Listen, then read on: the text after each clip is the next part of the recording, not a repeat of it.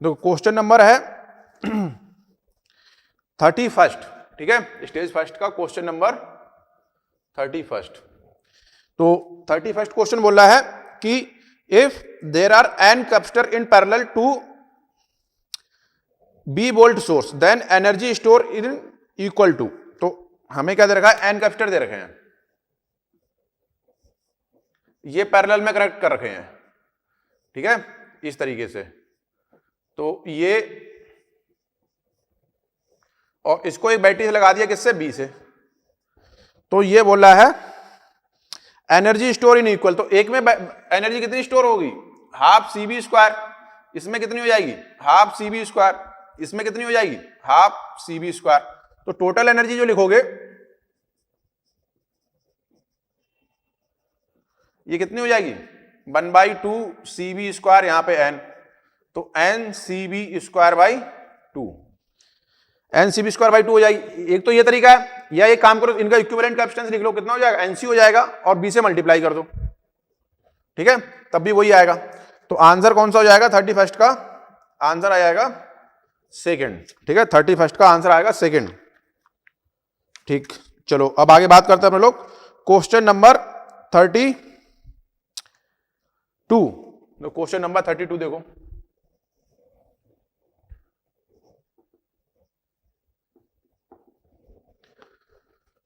Question number 32 है, a parallel plate capacitor is made by stacking n equal spaced plate alternatively if the capacitance between any two adjacent plate is C then resultant capacitance. तो क्या मतलब है इसका, ये ऐसे दे रखा है, ये इस तरीके से है, मान लो ये हमने बैटरी लगा दी, इधर बैटरी लगा दी और इसको कनेक्ट कर दिया, ये प्लस से ये माइनस से, तो इसे कनेक्ट कर दिया, इसे कनेक्ट कर दिया, ये कनेक्ट कर दिया और ये कनेक्ट कर दिया, तो एक कैपेसिटेंस ये बना, एक यहां बना, एक यहां बना, एक यहां बना, ऐसे ये n तक चल रहे हैं। तो आप देखो अगर 3 प्लेट हैं तो 2 कैपेसिटेंस बनना है, 2 प्लेट है तो 1 बनना है। अब हमारे पास मान लो 1 2 3 4 है, तो यहां से यहां तक कितना बनेंगे, 3 कैपेसिटेंस बनेंगे। तो टोटल कितना, ये पैरेलल में रहेंगे, तो रिजल्टेंट कैपेसिटेंस आप लिखोगे, जैसे यहां पे लिखोगे ये C हो जाएगा, ये C हो जाएगा। अब देखो 3 प्लेट हमने यूज करी तो कैपेसिटेंस कितना मिल रहा है, 2C। अब आप 4 कैपेसिटेंस 4 प्लेट यूज करो तो कितना मिलेगा, 3C। ऐसे यहां 5 यूज करो तो कितना मिलेगा, 4C। तो आंसर कौन सा हो जाएगा हमारे पास, जो C इक्विवेलेंट आ जाएगा वो n-1 इंटू C, कितना आ जाएगा, n-1 इंटू C, आंसर हो जाएगा, आंसर आ जाएगा फर्स्ट। अब बात करते हैं क्वेश्चन नंबर 33। तो क्वेश्चन नंबर 33 पढ़ते हैं। क्वेश्चन नंबर 33 बोला है the capacities of 3 capacitor are in the ratio 1:2:3, their equivalent capacity when connected in parallel is 60 microfarad, ठीक है, नहीं, is 60 microfarad more than when they are connected in series. तो एक काम करते हैं अपने लोग, ये मान लेते हैं 1:2:3 दे रखा है, तो C1 मान लेता हूं मैं C, C2 मान लो आप 2C और C3 मान लो 3C, ये हमें दे रखा है, क्वेश्चन में दे रखा है, ठीक है। अब ये बोल रहा है देयर कैपेसिटी व्हेन, पहले पैरेलल के लिए लिखते हैं, तो अगर आप CP अगर आप लिखोगे तो हो जाएगा C + 2C + 3C, ये आ जाएगा 6C, ये पहली इक्वेशन, ठीक है। अब सीरीज की लिखते हैं, तो 1 सीरीज लिखोगे तो देखो CS का मतलब सीरीज में लिख रहा हूं, ठीक है, जिससे कंफ्यूजन ना हो, और P मतलब पैरेलल, तो ये 1/C + 1/2C + 1/3C, तो ये अपना कितना बनेगा, 6 + 3 + 2 डिवाइड बाई 6C, तो CS जो आ जाएगा वो आ जाएगा 6C बाई 6 3 9 2 11, ये आ जाएगा, ये इक्वेशन आ गई हमारे पास सेकंड, ठीक है। अब आगे बात करते हैं अपने लोग, देखो अब ये क्या बोल रहा है the equivalent capacitance when connected, मतलब जब उनको समांतर क्रम में जोड़ा जाता है तो वो 60 माइक्रोफैरड ज्यादा आता है, किससे, सीरीज में जब जोड़ते हैं। तो कंडीशन हमें दे रखी है CP = CS से कितना है, 60 माइक्रोफैरड, ये इतना दे रखा है, इसमें वैल्यू रख दो, ये 6C हो गया, 6C/11 + 60, ये हमें दे रखा है, सही लिखा है, ये कितना आएगा 6C बाई 6 2 8 3 11, ये आ जाएगा 6C, ठीक है। और ये CP क्या बोल रहा है, their equivalent capacity when connected in parallel is 60 microfarad more than when they are connected in series. अब इसको सॉल्व कर लेते हैं, तो इसको सॉल्व करो। 6C minus 6C divide by 11 equal to 60, तो ये कितना हो जाएगा 66,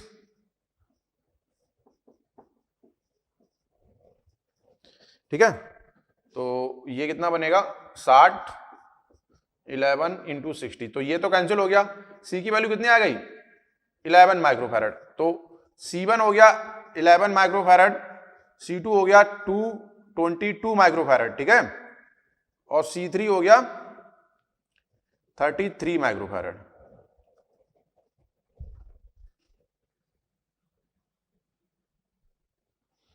ठीक है, तो कितना हो जाएगा 11, 22 और 33, तो ये आंसर सही है, ठीक है। इसमें ये है नहीं अपने मॉड्यूल में ये आंसर, मगर ये आंसर आएगा, ठीक है। तो इसको नोट कर लो आप लोग, आंसर कौन सा आएगा C1 इक्वल टू 11, 22 और 33, ठीक। चलो आगे बात करते हैं अपने लोग क्वेश्चन नंबर 34। तो क्वेश्चन नंबर 34 क्या बोल रहा है, क्वेश्चन नंबर 34 बोला है 3 capacitor each of capacitance C and breakdown voltage B are joined in series, the capacitance and breakdown voltage of combination. मतलब 3 कैपेसिटर हमें दे रखे हैं, इनको सीरीज में लगा दिया गया 1 2 3, ठीक है। तो इसका ब्रेकडाउन वोल्टेज हमें B दे रखा है, यहां से यहां तक ये B दे रखा है, और यहां से यहां तक ये B दे रखा है, ये A ये B, ठीक है। अब हमसे क्या बोल रहा है, पहले तो इनका इक्विवेलेंट हमें निकालना है। तो अगर ये C है तो इक्विवेलेंट कितना हो जाएगा, सीरीज में हो जाएगा, तो C इक्विवेलेंट तो ये तो सिंपल सा C/3 हो जाएगा, और ब्रेकडाउन वोल्टेज हो जाएगा वो कितना हो जाएगा हमारे पास C ब्रेकडाउन, वो B प्लस B तीनों सीरीज में इसलिए जुड़ जाएंगे, ये कितना हो जाएगा 3B। तो आंसर हो जाएगा C/3 इंटू 3B। चेक कर लो ऑप्शन कौन सा है 4, तो आंसर आ गया अपना 4, ठीक है। अब बात करते हैं क्वेश्चन नंबर 35। तो क्वेश्चन नंबर 35 क्या बोल रहा है, क्वेश्चन नंबर 35 बोल रहा है if potential energy of capacitor having capacity 6 microfarad is increased from 10 to 20 volt then increase in energy. देखो क्या है, जो C दे रखा है वो तो हमें दे रखा है 6 माइक्रोफैरड, ठीक है, और जो B1 हमें दे रखा है ये 10 वोल्ट, और B2 कितना दे रखा है 20 वोल्ट।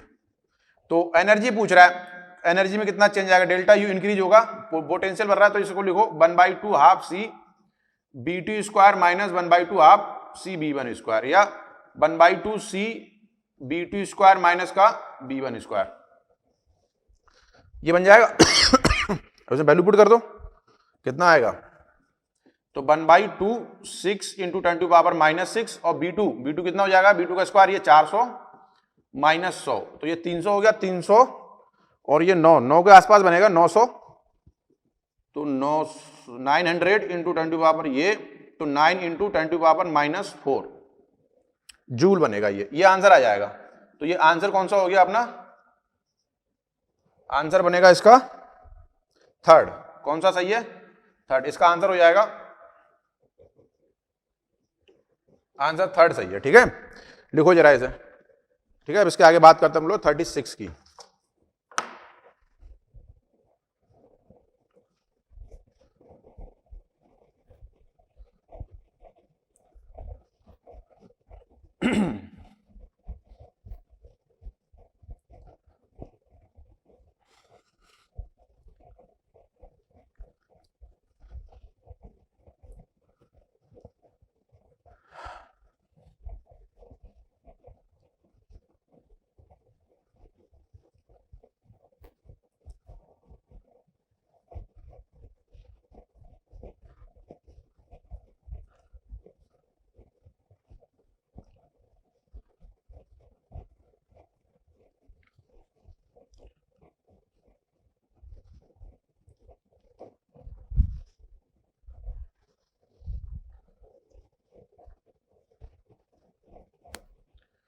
ठीक, चलो आगे बात करते हैं अपने लोग क्वेश्चन नंबर 39, नहीं क्वेश्चन नंबर 36, 35 हुआ था, क्वेश्चन नंबर है 36। ये बोला है if E is the electric field intensity of an electrostatic field then electrostatic energy density is proportional। तो देखो इलेक्ट्रोस्टैटिक एनर्जी जो लिखी जाती है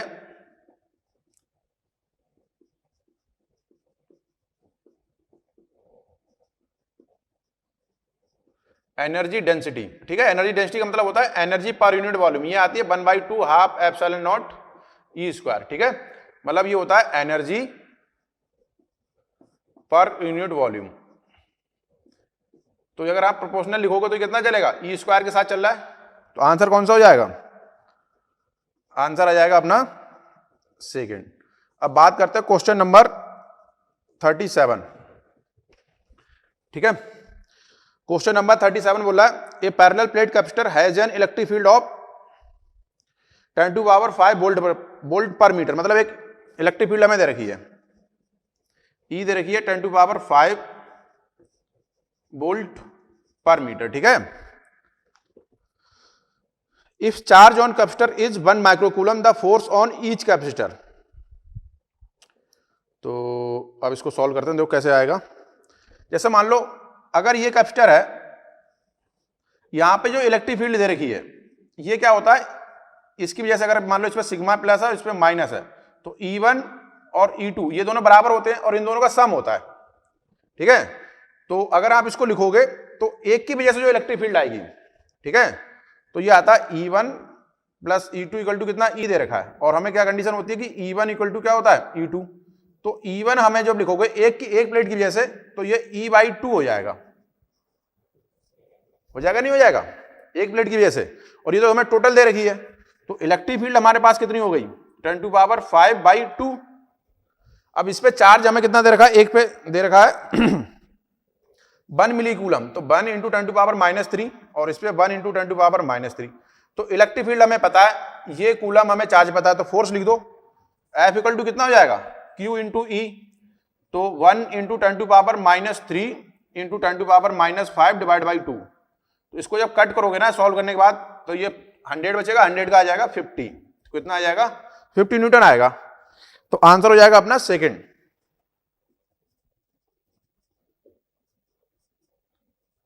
आंसर कौन सा हो जाएगा, सेकंड, ठीक है। चलो अब बात करते हैं क्वेश्चन नंबर 38, ठीक है। ये समझ में आया, देखो यहां से जो इलेक्ट्रिक फील्ड होगी उतनी इलेक्ट्रिक फील्ड इसकी वजह से आएगी, ठीक है, और दोनों का मैग्नीट्यूड क्या होता है, दोनों का बराबर, तो वही मैंने लिख दिया। इससे कितना आता है σ/2ε0, इससे कितना आता है σ/, ऐसे तो लिखते हो अगर आपको डेरिवेशन याद होगा, σ/2ε0, इन दोनों को जोड़ते हो तो कितना आता है σ/ε0, ये हमें दे रखा है E। अब एक की वजह से फोर्स क्या होता है, एक पहले फील्ड प्रोड्यूस करता है और वो फील्ड फोर्स लगाती है, ठीक है। चलो अब इसके बाद करते हैं हम लोग क्वेश्चन नंबर 38। क्वेश्चन नंबर 38 क्या बोल रहा है, two capacitor of value C1 and C2 are charge to potential B1 and B2 respectively on connecting them in parallel, there will not be any exchange of energy, ठीक है। Two capacitor of C1 and C2 are charge to potential, चलो मान लो ये capacitor है, ये C1 है और इसको पोटेंशियल चार्ज कर दिया B1, ये C2 है और इसका पोटेंशियल कर दिया B2।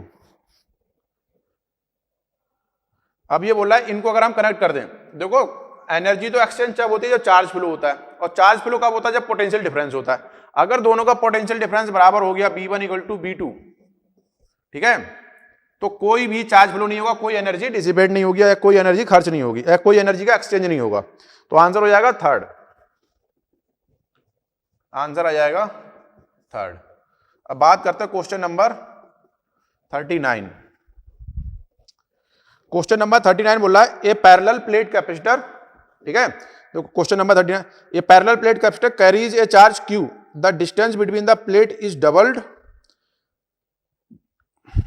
By the application of a force, the work done by force. तो देखो भाई इसे लिखते हैं अपने लोग,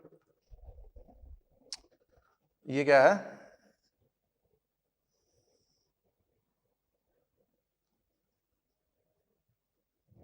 ये हमें दे रखा है, ये पहले कैपेसिटर की प्लेट दे रखी है। अब ये बोला है अगर इसको खींच के इसकी जो डिस्टेंस है वो अपने लोग कर देते हैं डबल। तो अगर मान लो इसको, एक मिनट रुको,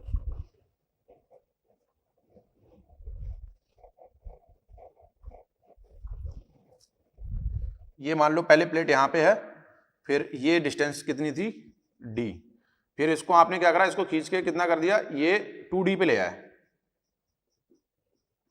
2d पे, ठीक है। चार्ज q है, तो ये काम करता है जो एनर्जी यहां स्टोर है और जो फाइनल एनर्जी स्टोर होगी उन दोनों का जो डिफरेंस होगा वही हमने वर्क करा होगा।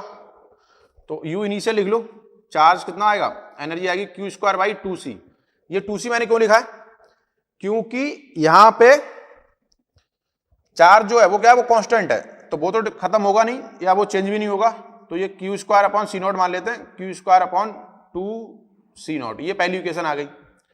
अब क्या बोला, इसको डबल कर देंगे तो u फाइनल जो आप लिखोगे q स्क्वायर अपॉन 2, और जो c होगा, c का फार्मूला क्या लिखते हैं, c इक्वल टू हो जाता है एप्सिलॉन a बाई d, तो इसको करोगे आप 2d, तो ये कितना हो जाएगा c नॉट बाई 2, तो कितना आ जाएगा c नॉट बाई 2, तो u फाइनल आ जाएगा q square by C not.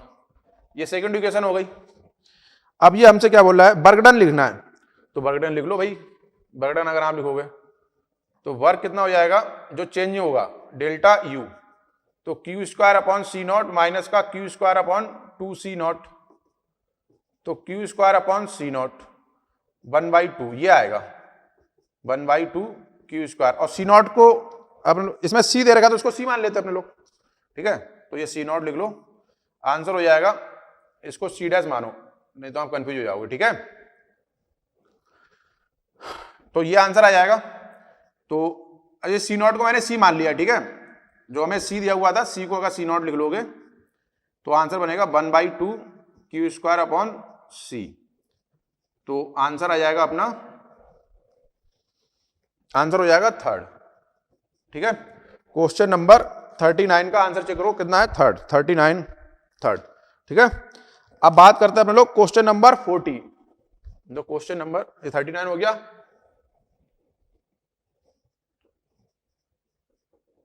Question number 40 क्या बोल रहा है, ये बोल रहा है a parallel plate capacitor C nought is charge to a potential V nought, the energy store in capacitor when battery is disconnect and plate separation is double is even, ठीक है, पहले इवन दे रखा है। फिर ये बोला the energy store in capacitor when the charging battery is kept connected and separation between the capacitor plate is double. तो देखो जब बैटरी लगी रहती है तो पोटेंशियल कांस्टेंट रहता है, और बैटरी हटा देते हैं तो चार्ज कांस्टेंट रहता है, तो यही वाला कॉन्सेप्ट यूज करना है, ठीक है। तो उसको सॉल्व करते हैं। पहले ये कैपेसिटर हमारे पास है और यहाँ की डिस्टेंस दे रखी है d, तो इस पर जो चार्ज दे रखा है वो कितना आएगा C naught into B naught. अब क्या करा आपने, इसको डिस्टेंस कर दी डबल, तो यहाँ पे जो C होगा वो कितना हो जाएगा C नॉट बाई 2 हो जाएगा। तो एनर्जी जो स्टोर अब आएगी इसमें E1 जो आएगा वो कितना होगा 1/2 Q nought square upon C, तो E1 की वैल्यू आ जाएगी Q nought C nought V nought का square divide by 2 into C nought by 2, ये बनेगा हमारे पास। सही है, सही लिखा क्या, the energy store in capacitor when battery is disconnect and plate separation is double, ठीक है। तो ये कितना बनेगा, इसको जब आप सॉल्व करोगे ये कैंसिल हो जाएगा, तो E1 की जो वैल्यू आ गई ये आ गई C nought V not square, ये पहली इक्वेशन, ठीक है। अब बात करते हैं दूसरा क्या बोल रहा है, the energy store in capacitor when charging battery is kept connected. तो अगर बैटरी कनेक्टेड है तो ये C नॉट होगा, और इसका डिस्टेंस, जो डिस्टेंस आप अपने लोगों ने बढ़ा दी वो कितनी कर दी, 2d कर दी, ये 2d कर दी और पहले d थी। तो अब इसके लिए लिखते हैं, ये किसके लिए, जब बैटरी कनेक्टेड है, तो E2 लिख लो 1/2 half C B not square, ठीक है। तो कैपेसिटेंस हमारा कितना हो जाएगा, कैपेसिटेंस कितना हो जाएगा, सी नॉट बाई टू। तो E2 जो आप लिखा जाएगा 1/2 C nought by two into B not square. ठीक है, ये आ गया। अब ये बोल रहा है E1 अपॉन E2 का रेशियो हमें लिखना है। E1 अपॉन E2 लिखोगे तो सी नॉट बी स्क्वायर हट जाएगा, तो कितना आ जाएगा, 4 आ जाएगा। तो आंसर कौन सा हो जाएगा अपना, आंसर आ जाएगा फर्स्ट। कितना आ जाएगा आंसर, फर्स्ट। 40 का आंसर आ जाएगा फर्स्ट। ठीक है, अब बात करते हैं क्वेश्चन नंबर 41। क्वेश्चन नंबर 41 देखो क्या बोल रहा है। ये बोला in a charge capacitor the energy store in, देखो कैपेसिटर में जो एनर्जी होती है ना वो इलेक्ट्रिक फील्ड की फॉर्म में स्टोर होती है। ठीक है, तो किसकी फॉर्म में होगा, ये electric field between the plate.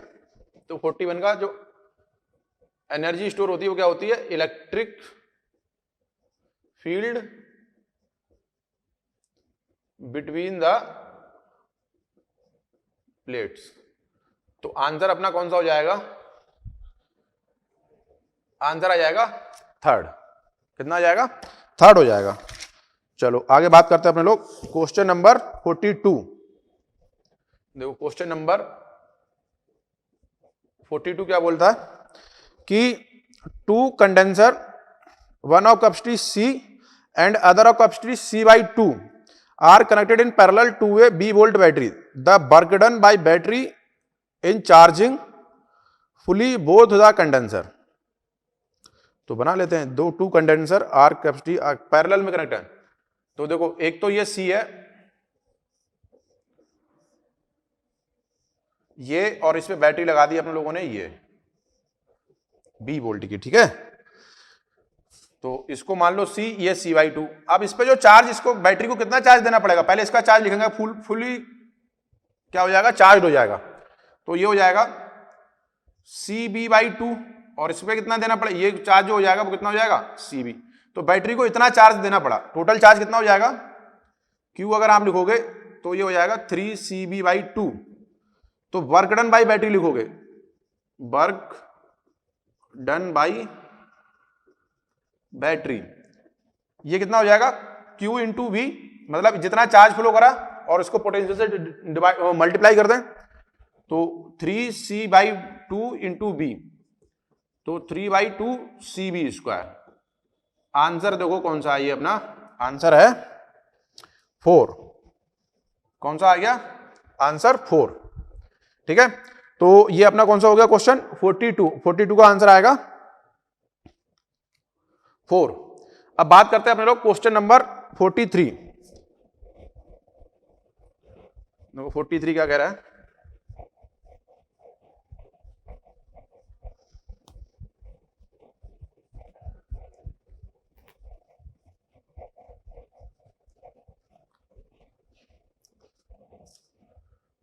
Question number 43 बोला है a battery is used to charge a parallel plate capacitor till the potential difference between the plate become equal to the electromotive force of battery.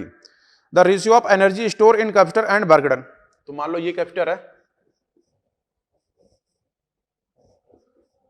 तो ये अगर EMF इसका E दे रखा है, तो इस पे कितना हो जाएगा, ये E, तो इस पे जो चार्ज आ जाएगा वो कितना हो जाएगा, Q equal to C into E। Energy जो स्टोर होगी इसमें,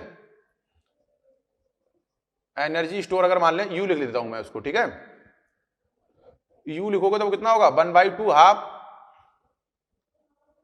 एक काम करो, चलो अब लिख लिया, तो 1/2 हाफ CE स्क्वायर। ठीक है, और बैटरी ने चार्ज, जो बैटरी वर्क करेगी, कितना इसने चार्ज को फ्लो कराया, तो वर्क डन हो जाएगा Q इंटू E। तो Q कितना हो गया, C into E into E, CE square हो गया। ठीक है, अब ये बोल क्या रहा है, the ratio of energy store in capacitor and work done. तो U अपॉन W कितना हो जाएगा, half CE square CE square, ये कैंसिल हो गया, तो 1/2 आ गया।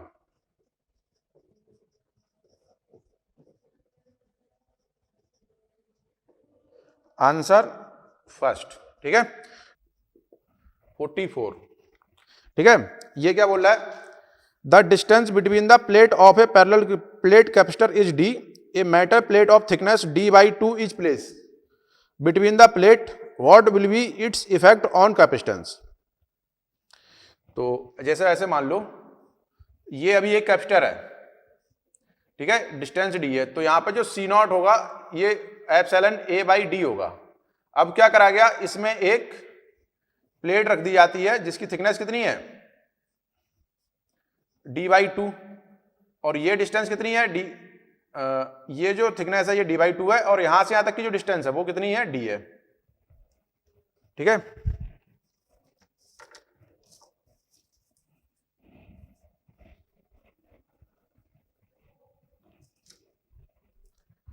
तो क्या करा गया,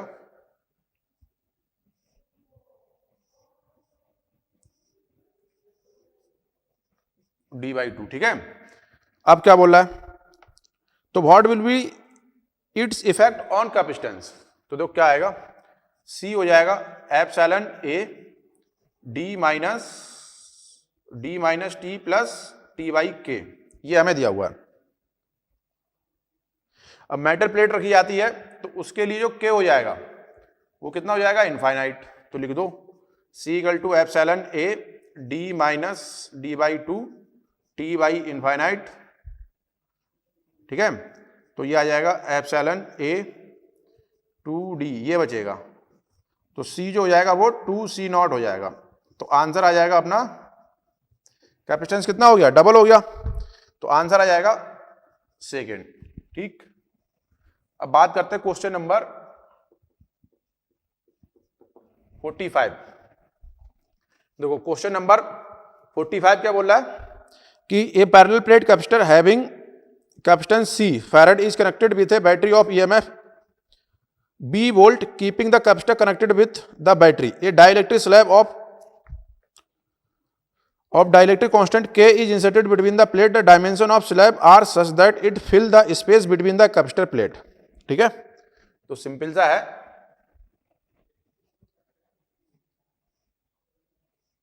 यहां का लिख लो, जो अगर ये एयर है तो सी नॉट लिखा जाएगा एप्सिलॉन ए बाई डी। अब इसमें अगर कोई डाइलेक्ट्रिक फिल कर दोगे, ठीक है, तो सी हो जाएगा के एप्सिलॉन ए बाई डी, तो ये तो हो गया के सी नॉट, ठीक। अब क्या बोला है, अब इसको क्या रखा, बैटरी कनेक्ट कर रखी है। जब बैटरी कनेक्ट करते हैं तो वोल्टेज पे कोई इफेक्ट नहीं आता है अगर कनेक्टेड रहती है, और इलेक्ट्रिक फील्ड भी चेंज नहीं होती है। तो अगर आप चार्ज लिखोगे तो पहले जो क्यू नॉट चार्ज होगा वो कितना हो जाएगा, सी नॉट इंटू बी। अब जो हो जाएगा क्यू वो कितना हो जाएगा, सी इंटू बी नॉट, तो के सी नॉट बी नॉट, तो के क्यू नॉट हो जाएगा, ठीक है। तो आंसर आ जाएगा अपना, charge on the plate increase के टाइम्स, आंसर आ जाएगा, आंसर हो जाएगा सेकंड, ठीक है। चलो आगे बात करते हैं हम लोग, क्वेश्चन नंबर 46। तो क्वेश्चन नंबर 46 क्या बोल रहा है, क्वेश्चन नंबर 46 है, a sheet of aluminium is inserted in air gap of parallel plate capacitor without touching any two plates of capacitor. The capacitance of capacitor is, देखो ये मान लो ये हमारे पास एक कैपेसिटर है, तो पहले अगर मैं सी नॉट लिख लूं तो वो तो लिखा जाएगा कितना, एप्सिलॉन ए बाई डी। अब इसमें एक मेटल प्लेट बहुत थिन है, उसकी थिकनेस बहुत कम है, ठीक है, तो इसके लिए जो के होगा वो तो हो जाएगा इनफाइनाइट, और इसकी जो थिकनेस है उसको हम लोग मान रहे हैं वो कितनी है, 0 के अप्रॉक्स मान रहे हैं। तो क्या लिखोगे, C इक्वल टू लिखा जाएगा epsilon A D minus T plus T by के, ये लिखा जाएगा, ठीक है। अब हम लोग लिखते हैं, तो C equal to epsilon A D minus T plus T by infinite, तो C जो बनेगा वो बनेगा epsilon A D minus T, ये तो 0 हो गया। अब जो T है ये भी क्या है, बहुत कम है, अप्रोक्सीमेट कितना है, 0 की तरफ जा रहा है, तो C जो हो जाएगा वो कितना हो जाएगा, एप्सिलॉन ए बाई डी, मतलब जो C है वो भी कितना रहेगा, C नॉट, मतलब मेटल की प्लेट रखने पे अगर वो बहुत थिन है तो कोई इफेक्ट नहीं पड़ेगा। तो आंसर कौन सा हो जाएगा, इनवेरिएंट फॉर ऑल पोजीशन। अब चाहे आप इसको यहां रखो, चाहे यहां रखो, चाहे यहां रखो, कोई असर नहीं पड़ेगा उस पर, ठीक है। तो आंसर हो जाएगा फर्स्ट। आंसर आ जाएगा फर्स्ट। ठीक है, अब बात करते हैं कौन सा क्वेश्चन है। Question number 47।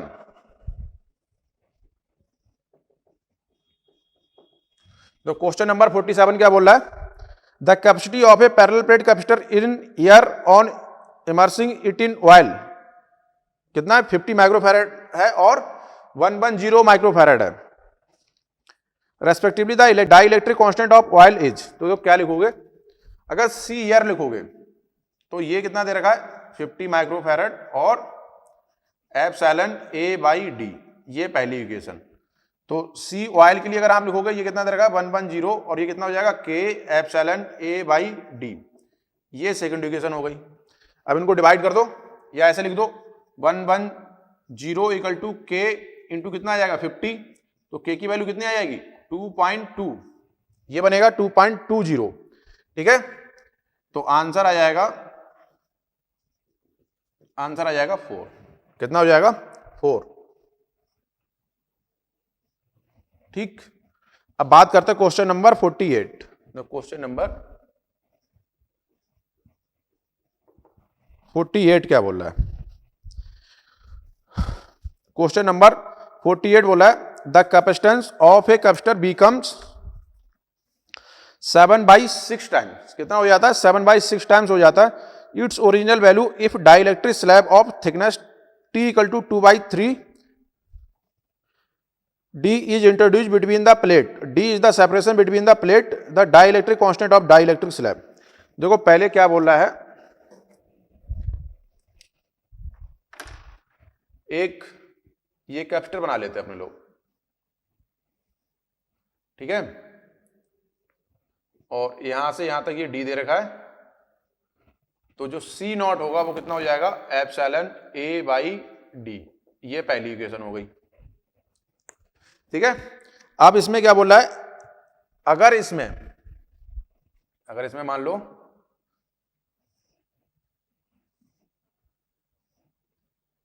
एक मेटल प्लेट लेते हैं, मेटल प्लेट नहीं है, डाइलेक्ट्रिक है, तो उसको यहां से यहां तक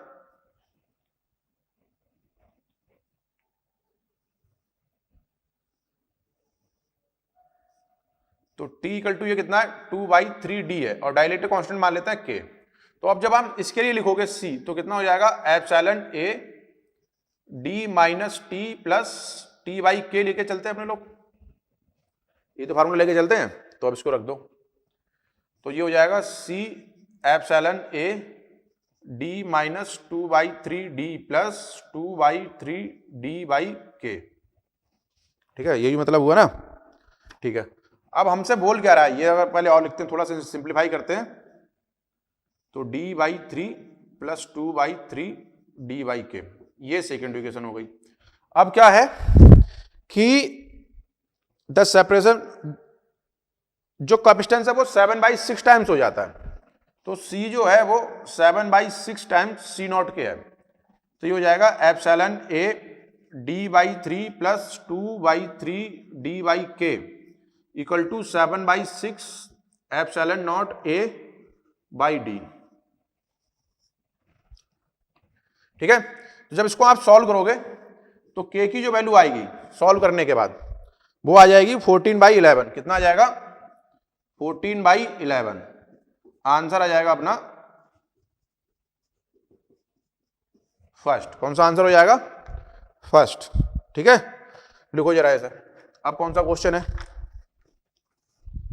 क्वेश्चन नंबर 49, इसे लिख लो 1 मिनट, फिर इसको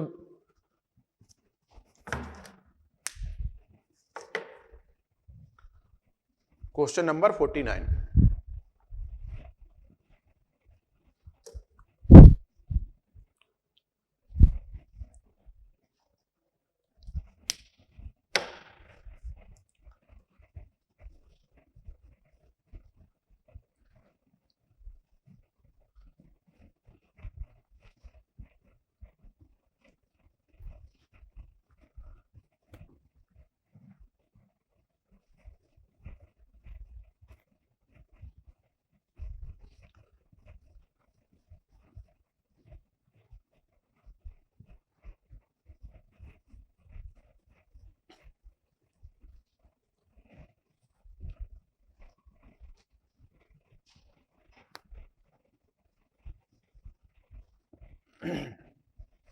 देखो अब बात करते हैं हम लोग क्वेश्चन नंबर 49 की।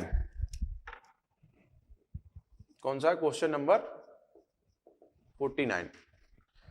49 बोल रहा है कि a parallel plate capacitor with air as medium between the plate has capacitance C 10 microfarad. ठीक है, the area of capacitor is divide into 2 equal half and फिर with the two media having dielectric constant k 2 by k equal to 2 and k equal to 4, the capacitance of the system will be। ठीक है, तो इसको बनाते हैं अपने लोग। Question number 49 ये हमें दे रखा है। ठीक है,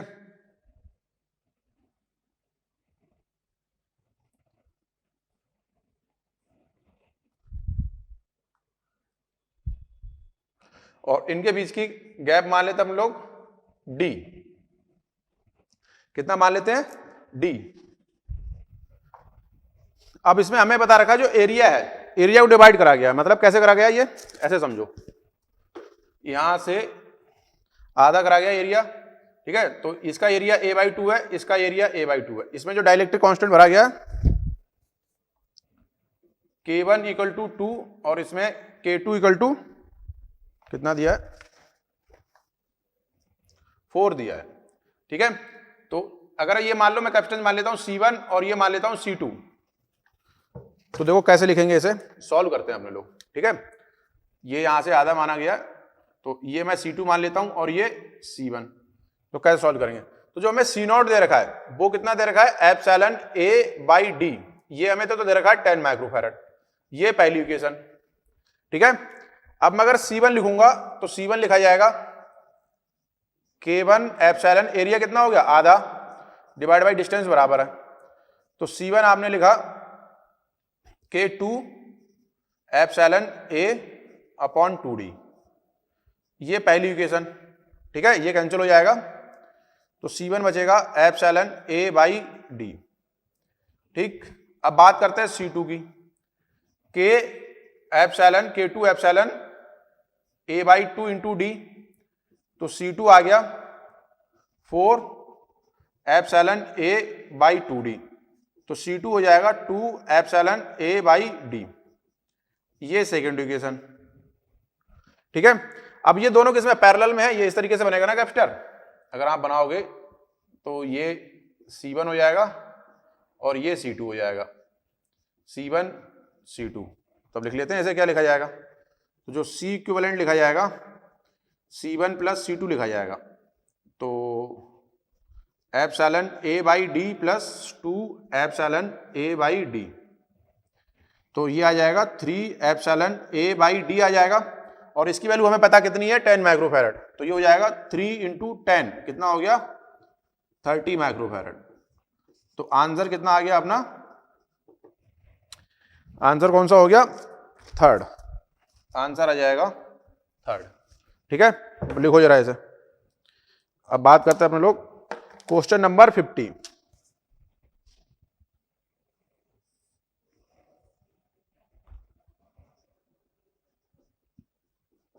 देखो क्वेश्चन नंबर 50 क्या बोल रहा है? A thin metal plate P is inserted between half between the plate of a parallel plate capacitor C in such a way that it is parallel to the plates. The capacitance now becomes। ठीक है, तो ये तो उतना ही रहेगा, 50 का answer आ जाएगा first, उतना ही रहेगा जैसे अभी क्वेश्चन करा था ना, जिसमें मेटल प्लेट रख रहे थे। तो ये मान लो, और इसमें जो ये मेटल प्लेट रखी गई है ये मान लेते हैं मेटल, तो इसकी T जो मान लेते हैं अप्रॉक्सीमेट 0 है, और इसके लिए जो K आएगा वो इनफाइनाइट हो जाएगा। ठीक है, तो C आ जाएगा epsilon A/D minus T plus T/K। अगर C0 कितना है? एप्सिलॉन A/D, तो C जो आएगा वो C0 के बराबर आएगा। ठीक है, तो आंसर अपना कितना हो जाएगा? C ही रहेगा।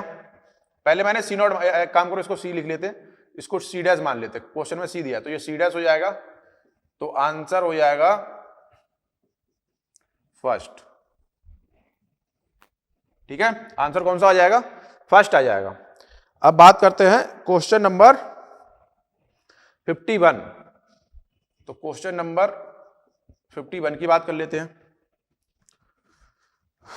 क्वेश्चन नंबर 51 बोल रहा है two capacitor C1 and C2 equal to 2C1 are connected in a circuit with a switch between them as shown in figure. Initially the switch is open, C1 holds charge Q. The switch is closed at steady state. The charge on each capacitor will be. देखो क्या है, एक हमें ये circuit दे रखा है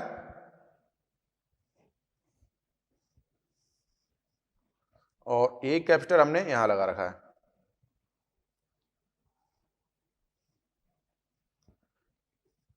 C2 equal to 2C1 और ये Q इक्वल टू C1, ठीक है। अब देखो क्या बोल रहा है,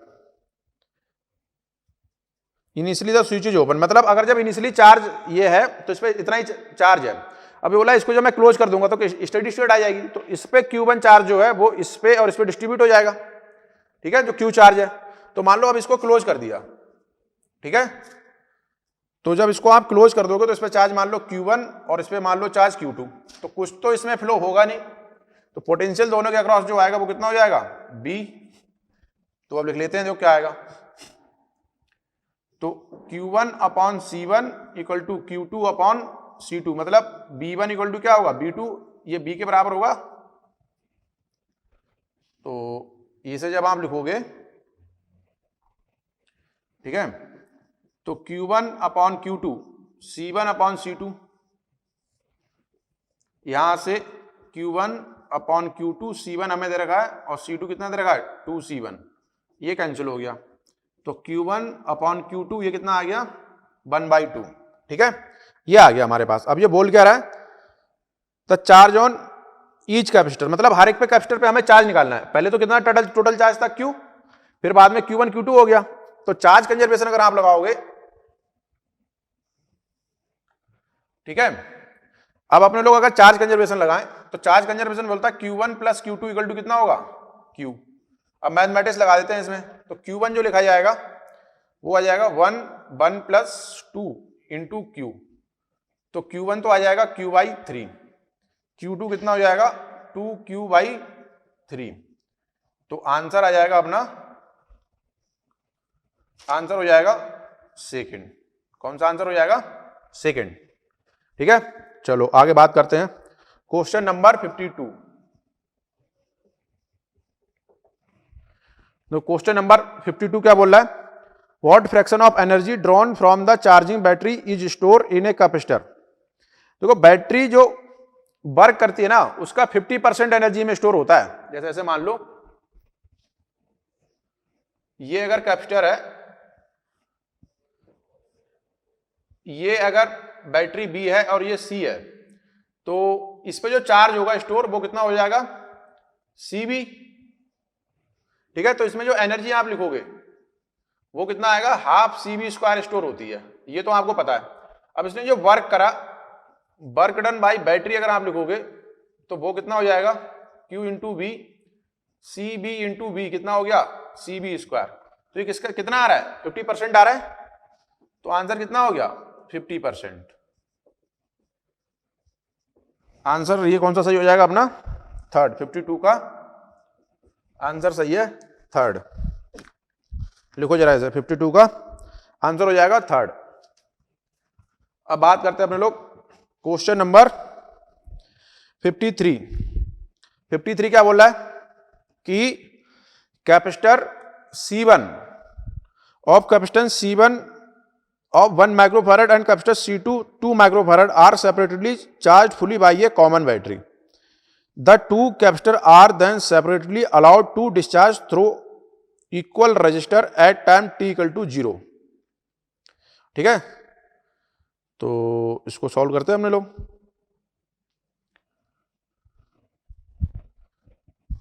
क्वेश्चन नंबर 53 ये क्या बोला, capacitor C1 1 microfarad and capacitor C2 2 microfarad are separately charge fully by a common battery. एक ये कैपेसिटर मान लो, तो जो इस पे चार्ज आएगा Q वो कितना हो जाएगा CV, C1 इंटू बी, ये Q नॉट चार्ज हो गया। दूसरे वाले पे मान लो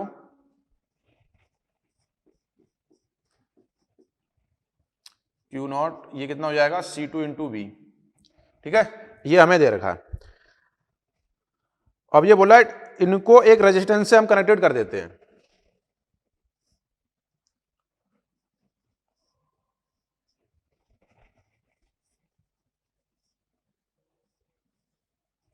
अब इसको रेजिस्टेंस से अपने लोगों ने कनेक्टेड कर दिया, तो ये बोल रहा है कौन the current in each of two discharging circuit is zero at t equal to zero, ये तो होगा नहीं, ठीक है।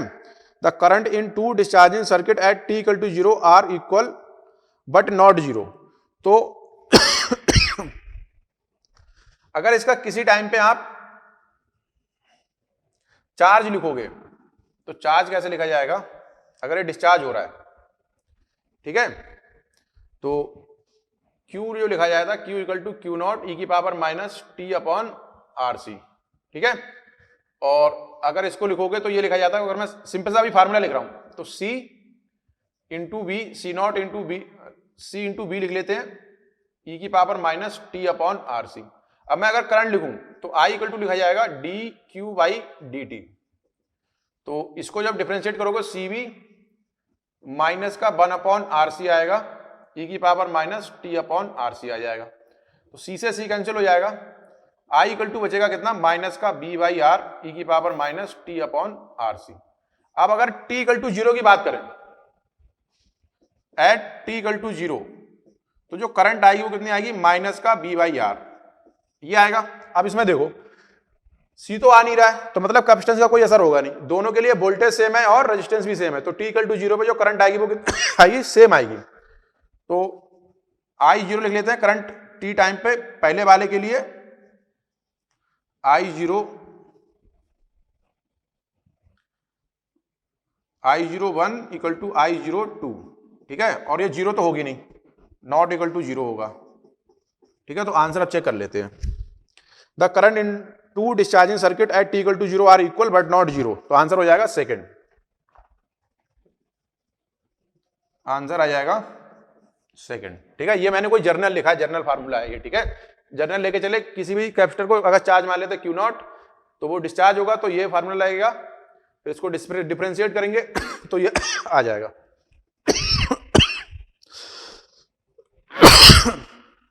लिख लिया। अब बात करते हैं क्वेश्चन नंबर 54 की।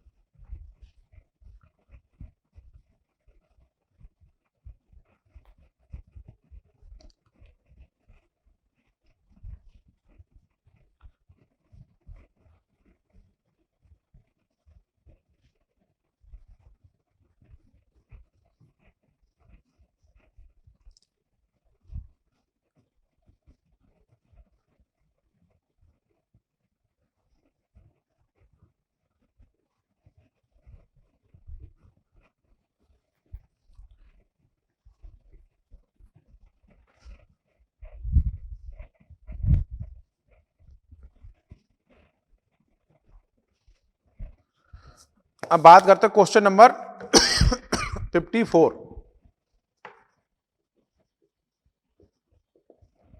54 क्या बोल रहा है, in order to obtain a time constant of 10 second in RC circuit containing a resistance 10 to power 3 ohm the capacity of condenser.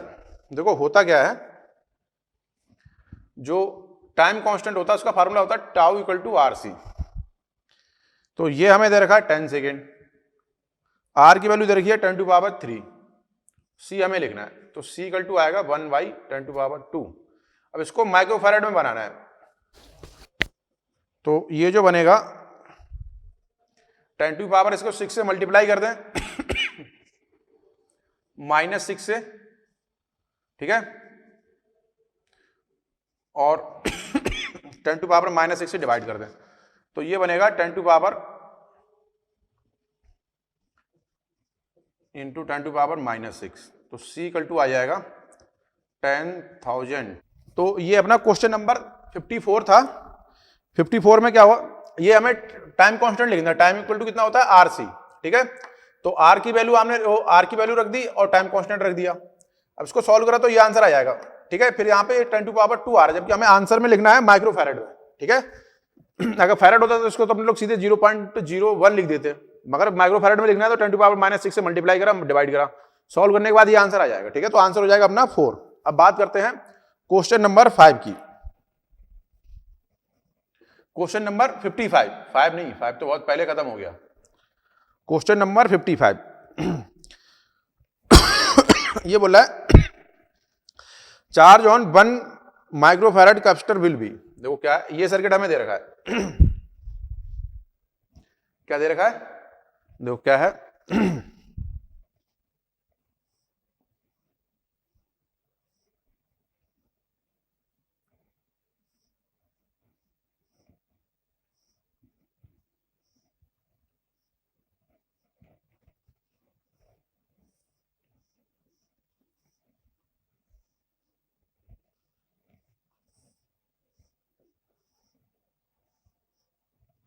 तो ये प्लस माइनस ये कितना आ गया 3 माइक्रोफैरड है, ये 3 माइक्रोफैरड हमें दे रखा है, ये 1 माइक्रोफैरड है और इसको बोल रखा है कितना 2 माइक्रोफैरड, ठीक है। अब देखो इसको सॉल्व करते हैं हम लोग।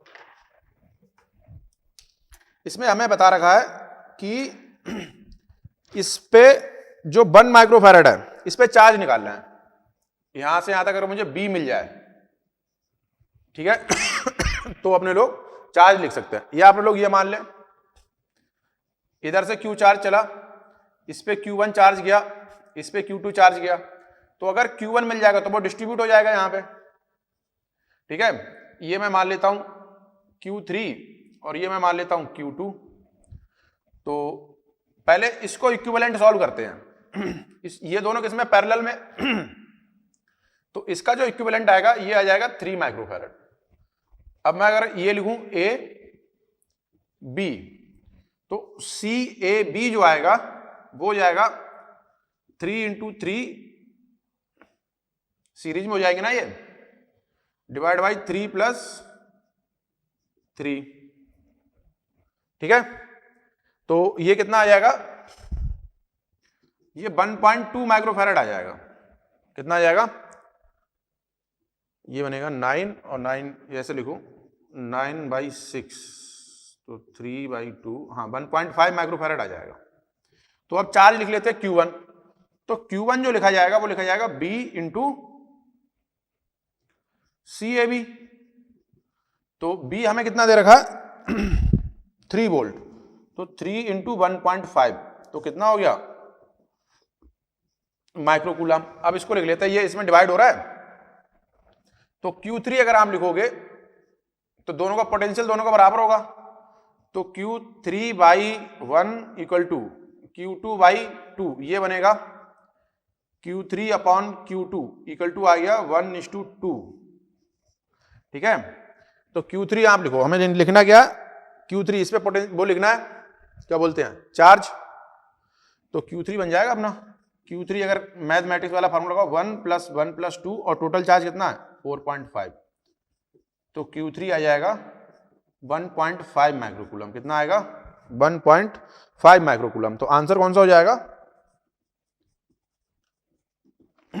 आंसर आ जाएगा 4, ठीक है। चलो लिखो जरा इसे।